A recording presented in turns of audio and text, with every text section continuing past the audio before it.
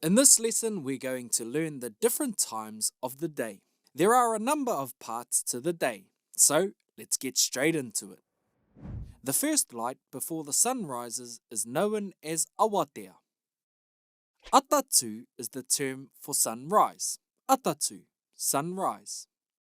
Once the sun is fully up, that is also called Awatea, daybreak. The term for morning is Ata. Ata, morning. Noon is called Paupautanga.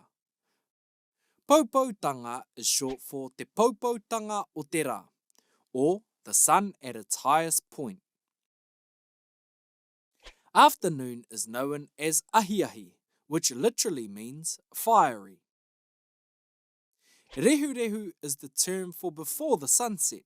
It's short for Te Rehurehutanga o te rā, the decline of the sun. There are two terms for sunset.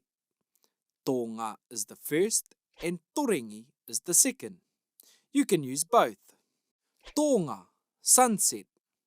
Torengi, sunset. Po is the term for night or dark. And the last part of the day is weherua po, midnight. So let's go through them all again. Awatea is first light. Atatu is just after sunrise. Awatea is also daybreak.